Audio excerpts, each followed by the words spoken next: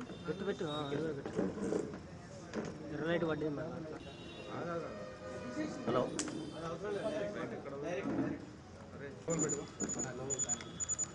పైన పెట్టా కేబుల్ ఉన్నాయని తీసుకో. ఇప్పుడు రాదు.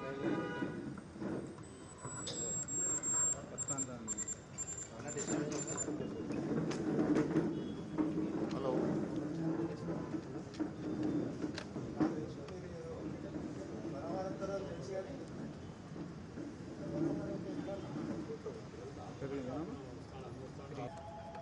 ఆర్టీసీ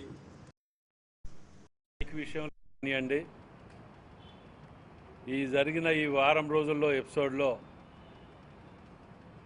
మీ అందరి సాక్షిగా జరిగినటువంటి సంఘటనల గురించి కానివ్వండి,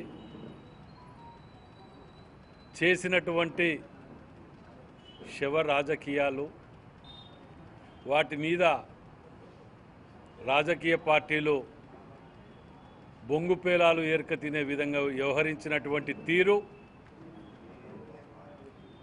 నిజంగా కూడా చాలా బాధాకరమైన విషయాలు. ఎందుకంటే రాజకీయాలు ఉండాలి, తప్పు ఎవరు చేస్తే వారు ఏలెత్తి చూపియాలి, ప్రశ్నించాలి. కానీ వారి జీవితమే రాజకీయాలకు, ఇంత దిగజాడు రాజకీయాలకు వ్యవహరించటం, అటు బీజేపీ కానీ ఇటు బీఆర్ఎస్ కానీ పోటీ పడి ఏమి దొరకాయి కదా ఈ కాంగ్రెస్ ప్రభుత్వంలో దొరకబడటానికి అనే ఆలోచనతోటి, దురుద్దేశంతో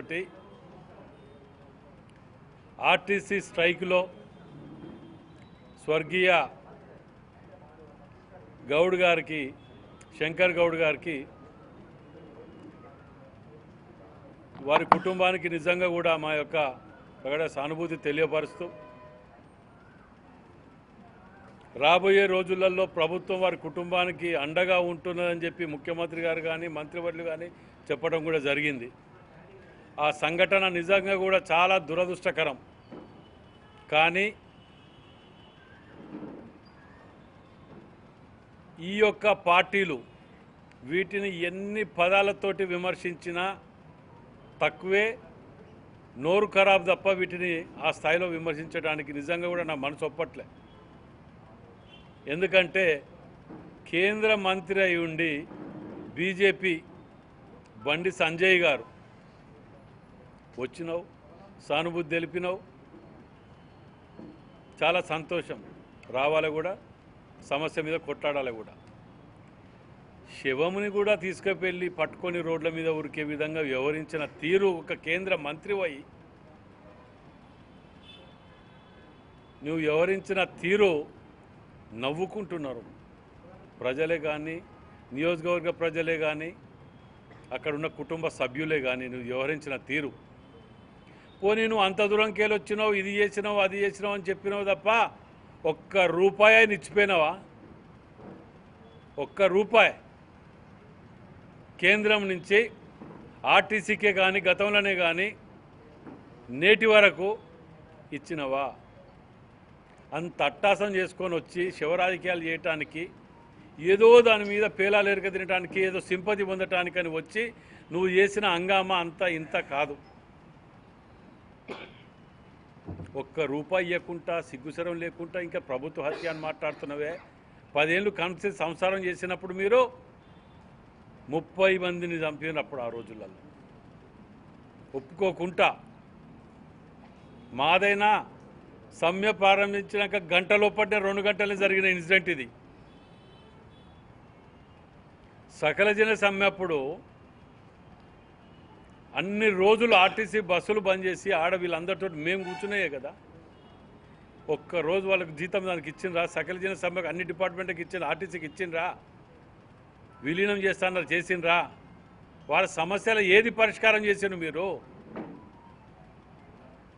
ఏది చెయ్యకపోగా ఎట్లా సందు దొరుకుతుందా ప్రభుత్వాన్ని బదనాం చేయాలని భూతద్దాలు పట్టుకొని తిరిగే మీరు ఆ రోజు నర్సంపేటలో చేసినటువంటి దుర్మార్గం అంతా ఇంత కాదు. పాపం చనిపోయి వారి కుటుంబం, వారి యొక్క యూనియన్లు వారు చర్చలకని కూర్చుంటుంటే చర్చలకు కూడా పోనీయకుండా చేసే ప్రయత్నాలు చేసిన మీరు ఒకరిద్దరి ద్వారా. ఇలాంటి నీచమైన రాజకీయాల నికృష్టానికి దిగజారిన బండి సంజయ్ మీకు సిగ్గు శరం ఉన్నదా? మీకేమైనా కేంద్ర మంత్రి ఆ పదవి హోదా ఏంది? ఆ కథ ఏంది? నువ్వు తెచ్చిన రూపాయి ఏంటిదో చెప్పండి అని అడుగుతున్నది మీ ద్వారా. మీరు ఎంతసేపు అయితే శవాలను ముందర పెట్టుకొని రాజకీయం చేయాలి, లేకపోతే దేవుళ్ళని ముందు పెట్టుకొని రాజకీయం చేయాలి తప్ప మీరు మేము గిది చేసినాం తెచ్చినాం అని ఎక్కడైనా చెప్పుకోవటానికి ఉన్నదా? ఆఖరికి ఎయిర్పోర్ట్ కూడా వాళ్ళు 10 ఏళ్ళు ఏమి తెచ్చి గుండు సున్నా కింద వదిలిపెట్టి పోతే ముఖ్యమంత్రి రేవంత్ రెడ్డి గారు వచ్చిన తర్వాతనే 200 అయితే అనుకున్నది 300 కోట్లు పెట్టి ఎయిర్పోర్ట్ ల్యాండ్ అక్వైర్ చేసి అలా సెంట్రల్ గవర్నమెంట్కి ఒప్ప చెప్పడం జరిగింది. దానికి కూడా ప్రధానమంత్రి గారిని ఇన్వైట్ చేయడానికి ముఖ్యమంత్రి గారు 2 సార్లు ఢిల్లీ పోయి ఇన్వైట్ చేసే సందర్భాలు మనం చూసినాం. అది ఈ నెలలో వచ్చే నెలలో దానికి కూడా ఎయిర్పోర్ట్ కానీ అండర్ గ్రౌండ్ అనేది ప్రారంభోత్సవానికి వస్తున్నారు. ఇలాంటి చేసిన ఏమైనా ఉంటే చెప్పుకొని ఇది చేయాలి. అది వదిలిపెట్టి ఎంతసేపు సింపతి కోసం, లిప్ సింపతి కోసమో, లేకపోతే శవాల మీదనో, లేకపోతే ఇంకేదో ఉద్యమాల పేరు మీదనో, దేవుళ్ళ పేరు మీదనే ఓట్లు అడగటానికో, లేకపోతే సింపతి కోసం తిరగటం తప్ప మీ బతుకులో ఎన్నడైనా మేం గిది చేసినాం అని గర్వంగా చెప్పుకుంటే అనుకున్నాయా? మేము చెప్పినాం 2 ఏళ్లలో గిన్ని చూపిస్తాం చేసినాయి. మీకేమున్నాయి చెప్పండి చెప్పుకోవటానికి? మేము 10 ఏళ్లలో తెచ్చిన దాన్ని, మీరు తేలేని దాన్ని మేము తీసుకొస్తే ఇక్కడ చోటామోటా కొన్ని అంటాయి కదా, కేంద్ర ప్రభుత్వం లేకుండా ఎయిర్పోర్ట్ వస్తుంది అన్నాడు. మరి 10 ఏళ్ళు ఎందుకు తేలేను? కేంద్ర ప్రభుత్వమే కదా. ఆ రాష్ట్ర ప్రభుత్వాన్ని ఒప్పించి 300 కోట్లు ల్యాండ్ అక్వైర్ చేసి ల్యాండ్ అక్విజిషన్ కమిటీ వేసి ఆ ఊర్లలో ప్రజలను ఒప్పించి ఎందుకు టైం కేటాయించలేకపోయినరు? ఎందుకు తేలేకపోయినరు? బీజేపీలో మీరు అసమర్థత దద్దమ్మలు, మీకు చాతగానే ఎదవలు. డబుల్ ఇంజన్ కావాలనా?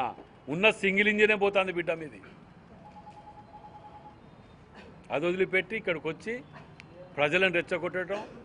నిజంగా కూడా చెప్పాలంటే ఆ హత్యకు ప్రారంభించిన గంటల్లో వ్యవధిలోనే ఆత్మహత్య చేసుకోవటం అంటే ఇది కాదు. అట్లాంటి వాటిని రెచ్చగొట్టడానికి ఇలాంటి పార్టీలు, గతంలో తెలంగాణ ఉద్యమప్పుడు కూడా అగ్గిపెట్టే రాజు వీళ్ళు కొందరు ఉన్నారు కదా, వాళ్ళది ఏం పోదు, వాళ్ళ కుటుంబాలలో ఎవరు దావాడు. కార్మికులు కింది స్థాయి అట్ట కుటుంబాలల్లో చనిపోయే విధంగా వీళ్ళు వాళ్ళని ప్రోబ్ చేస్తుంటారు వెనుక ఉండి. నేను ఆ రోజు కూడా నేను లోకల్లో లేకపోయినా నేను సెల్ల పెట్టి మీకు మీడియాకు పెట్టాను, తొందర పడకండి, ముఖ్యమంత్రి గారు మనకు తప్పకుండా ఫేవర్గా ఉన్నారు, మంత్రి గారు వీళ్ళందరూ కూడా ఉన్నారు, తొందర పడకండి, త్వరలో పరిష్కారం అవుతుంది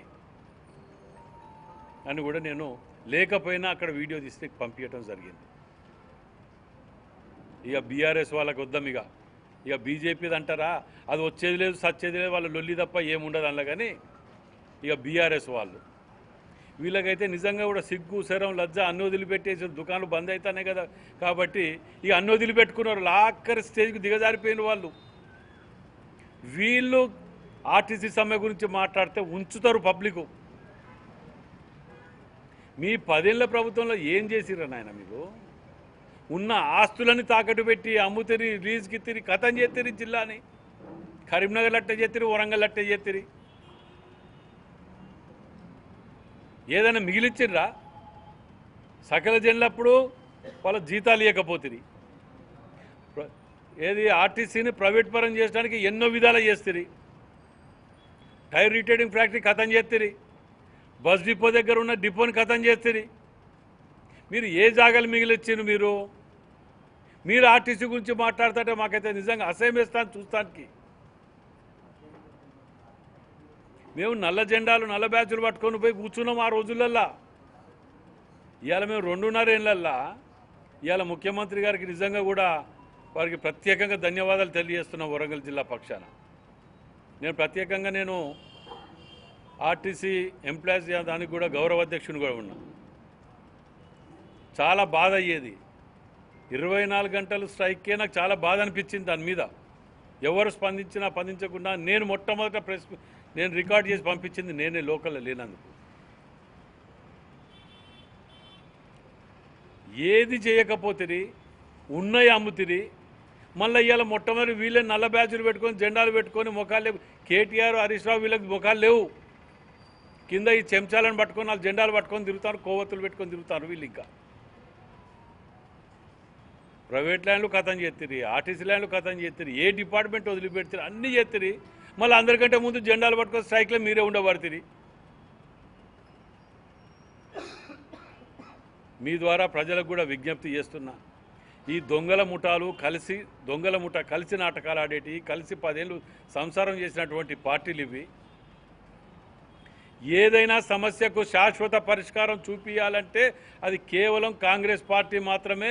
అందులో మరి ముఖ్యమంత్రి రేవంత్ రెడ్డి గారు 24 గంటలు 30 గంటల లోపట్నే దానికి పరిష్కార మార్గం బేషరత్గా ఒప్పుకొని వాటికి ఇవి చేయటం అంటే చిన్న విషయం కాదది. కానీ ఇట్లాంటి వాటిని చూస్తే ఇలాంటి మూర్ఖులు, దొంగలు, కబ్జాకోర్లు వీళ్ళని ఎన్ని మాటలన్నా తక్కువ. ఇలాంటి వాళ్ళ మాటలు పట్టుకొని ప్రోబ్లకు పోయి వాళ్ళ యొక్క ఎవరే కానివ్వండి ప్రాణం ఆ యొక్క కుటుంబం రోడ్డు మీద పడుతుంది. ఒక్కరు పోతే ఆ కుటుంబం అంతా రోడ్డు మీద పడుతుంది. ఎవరు వస్తారు? ఆ వచ్చింది బండి సంజయ్ ఆ ఒక్క పూట గంట సొగసం వచ్చిండు, అయిపోయింది. ఇటు వీళ్ళు వచ్చిండు, అయిపోయింది. తెల్లారికెళ్ళి ఎవరుంటారు ఆ కుటుంబానికి? కనీసం ఇంటికి పోతే అపాయింట్మెంట్లు ఇయ్యరు వాళ్ళ భార్య పిల్లలు రేపు. అలాంటి వాళ్ళని రెచ్చగొట్టి వాళ్ళ కుటుంబాలను బలి చేసి పబ్బం గడుపుకోవడానికి మీ యొక్క రాజకీయ స్వార్థాల గురించి ఇంత నీచ నికృష్టంగా దిగజారవలసిన బతుకులు బీజేపీ, బీఆర్ఎస్, బండి సంజయ్, కేసీఆర్, హరీష్ రావు, మీకు ఉసురు పాపం దాక్తుంది ఈ యొక్క కుటుంబాలది. అలాంటివి మార్చుకోండి. మీరేమైనా ఆ కుటుంబానికి సహాయం చేసిండ్రా?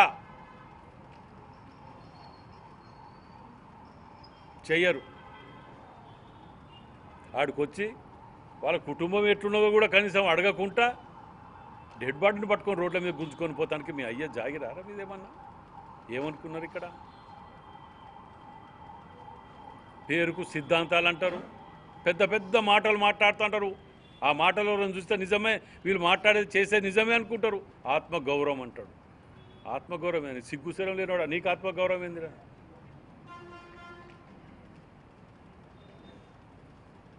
కాబట్టి దయచేసి వరంగల్ జిల్లా ప్రజలారా, గతంలో ఈ 2 పార్టీల పాలకుల మాటలు నమ్మి 10 ఏళ్లలో మనం 20 ఏళ్ళు వెనుకకు పోయినాం మన జిల్లాని. ఇప్పుడిప్పుడు మన జిల్లా బాగుపడుతున్నది. 20 ఏళ్ళు దాటి ముందడి తీసుకుపోయే విధంగా ప్రణాళిక రూపొందించి ముందుకు పోతున్న తరుణంలో ఇలాంటి దొంగలకు ఎక్కడ అవకాశాలు లేక ఇలాంటి వాటిని సద్వినియోగం చేసుకోవటానికి, ఇలాంటి వాటితోటి తప్పుదోవ పట్టించి లిప్ సింపతి పొందటానికి ఈ దొంగల ముఠాలు మరోసారి వస్తున్నాయి. వీటిని జాగ్రత్తగా గమనించండి. దయచేసి మీ ద్వారా కోరుతున్నా, ఇలాంటి దొంగలని గమనించండి. Thank you. కొన్నిటికి సమస్య పరిష్కారాలకు ఇమ్మీడియట్ తక్షణం అనేది ఒక మంత్రి చేతిలో ఉండదు. ఒక కమిటీ అనేది, సబ్ కమిటీ అనేది మీరు అన్నట్లు కొంచెం టైం పడుతుంది దానికి. అంత మాత్రాన గంటలలో స్ట్రైక్ స్టార్ట్ చేసాను, గంటలలోనే అంత తొందరపడవలసిన ఇది లేకుండే. అలా పాప ఆ కుటుంబం ఇవాళ ఏమైంది ఆలోచన చేయకుండా పోయేటరకు పరిష్కారం అయితే ఆయన పోయినంత మాత్రాన్ని పోతేనే దొరికిందనేది కాదు. పాపం ఇవాళ అది కూడా ఒక ఆయన చేపట్టి కూడా చిరస్థాయిగా పేరు మిగిలిపోవచ్చు, కానీ కుటుంబానికి ఎవరండా? అలాంటి సమస్యలు ఇవాళ రాష్ట్ర ఆర్థిక వ్యవస్థ చిన్న భిన్నం అయిపోయి ఉన్నది. ఎక్కడికక్కడ ఖతం చేసి పెట్టిండ్రు వీళ్ళే. వాళ్ళ ఆయంలో కాళేశ్వరం కడుతుంది, వాళ్ళ ఆయంలో కూలిపోతుంది. దాన్ని పట్టుకొని మళ్ళీ వీళ్ళే కోర్టు ఏదో క్లియర్ చిట్ ఇచ్చినట్టు ఇక దానికి పాలాభిషేకాలు, పటాకాలు, దానికి ఒక దుకాణం. పోలీస్ అనేది వస్తుండ్రట మీరు అని తెలిస్తే కూడా పోలీస్ అక్కడ ముందస్తు బందోబస్తుకు ఎక్కడికైనా పోతారు. ఇప్పుడు నా ఇంటికే ఉన్నది 10 ఏళ్ళల్లా ఆడికెళ్ళి ఆయన వస్తాడట అంటే నా ఇంటికాడ 10 మందిని పెట్టిర్రు. అవన్నీ భద్రత ముందస్తు జాగ్రత్తగా తీసుకుంటారు. ఆర్టీసీకి తీసుకునే దానికి మీరు అంటున్నారు. మీరు అడిగింది పార్టీ నాకు ఇవ్వకపోతే 25 ఏళ్ళనో అక్కడ 25 ఏళ్ళు అన్నారు. ఆ 25 ఏళ్ళది మా పార్టీ నాకు చూసి ఇలా గుర్తింపు ఇచ్చింది. ఇచ్చిన కాబట్టి నేను ఇవాళ ఎమ్మెల్యే కూడా లేకపోతే గుర్తింపేది నేను ఎందుకు వస్తా ఇవాళ వాళ్ళు చేసిన దాని కష్టాన్ని గుర్తింపించాను కాబట్టే చరిత్రలో మిగిలిపోయే విధంగా దీన్ని విలీనం చేస్తున్నాం. అది గుర్తుపెట్టుకోండి మీరు. గుర్తింపు ఇవ్వకనేది ఎక్కడ ఉండదు. అది కాంగ్రెస్ పార్టీ గొప్పతనం అబ్బా. 10 ఏళ్ళలో ఎందుకు విలీనం చేయలే? కనీసం సకల జనుల శాలరీస్ ఇవ్వలేదబ్బా. వాళ్ళ ఉద్యమకారులకు ఏది టైర్ బాల్ అది ఉండే కదా, స్లోగన్ ఉండే కదా, పొద్దుగా లేస్తే బస్సులు నడవండి కూడా కూర్చున్న వాళ్ళది శాలరీలు ఇవ్వాలి అన్ని డిపార్ట్మెంట్లకు ఇచ్చి వాళ్ళు ధర్నా చేస్తే అసహ్యం వేస్తుంది అంటున్నా.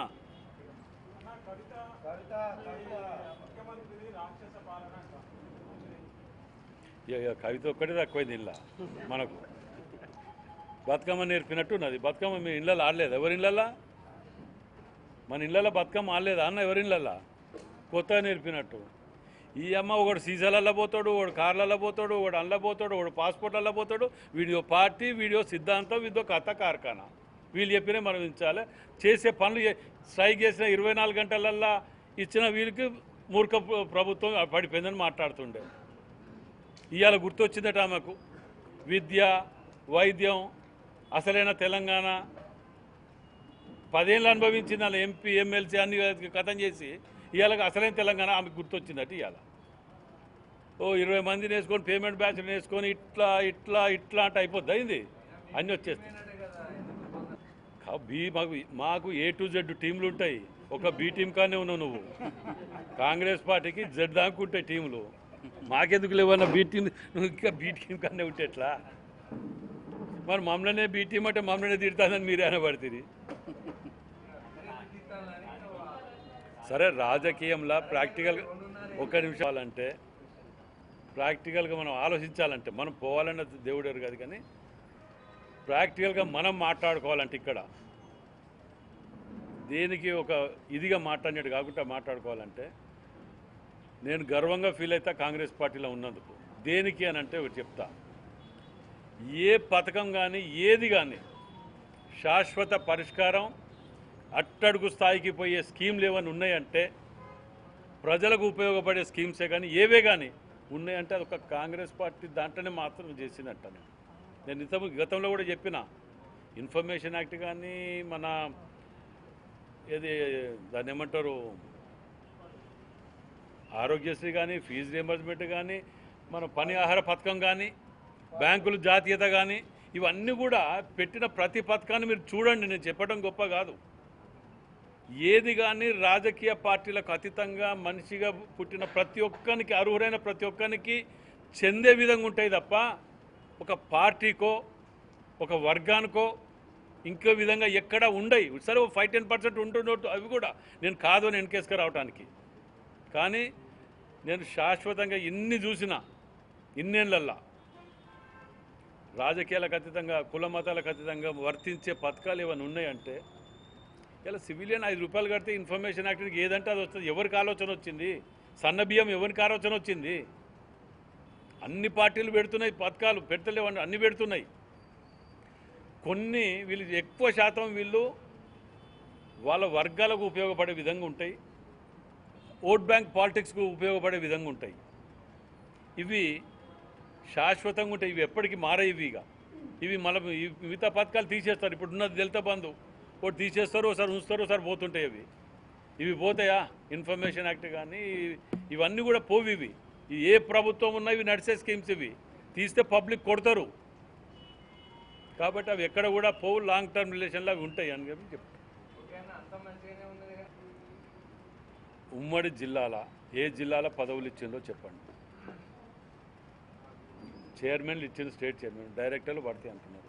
నా దగ్గర భద్రకాళమ్మ వారి కమిటీ వేసిన, ఆర్టీఓ మెంబర్ కమిటీ వేసిన, డివిజన్లల్లో ప్రెసిడెంట్లే కానీ అవి మార్పులు చేర్పులు చేసుకుంటూ పోతున్నా. ఇంకా చాలా మటుకు వాళ్ళకు ఉపయోగపడటానికి నేను బయటికి చెప్పలేని కూడా ఎన్నో చేసుకోగలిగిన నా నియోజకవర్గం మటుకు అందరికి ఇచ్చినప్పుడు నా వాళ్ళకు వస్తాయి. తప్పకుండా వస్తే లిస్ట్ సబ్మిట్ చేస్తాం. ఎంక్వైరీ అయింది, త్వరలో కూడా రిలీజ్ చేస్తారు అవి. కాకపోతే కొన్ని ఈక్వేషన్స్ వలన, కొన్ని సందర్భాలల్లో కొన్ని డిలే అయిన మాట వాస్తవం. దానికి మా వాళ్ళందరినీ కూర్చోబెట్టి కొద్దిగా ఓపిక పట్టండి నేను కన్విన్స్ చేసుకోగలుగుతున్నా. మా దగ్గర ఎక్కడ రావట్లేదు. మా వాళ్ళు కూడా అడిగినరు, మా వాళ్ళు అడిగినరు ఈయన కేశవమూర్తి మా వాళ్ళు అడిగినారు ఎప్పుడు ప్రెస్ వాళ్ళకి ఇండ్లు ఎప్పుడు ఇస్తారు ఏం చేస్తారు అని చెప్పి మనం కూర్చుంటాను లోపల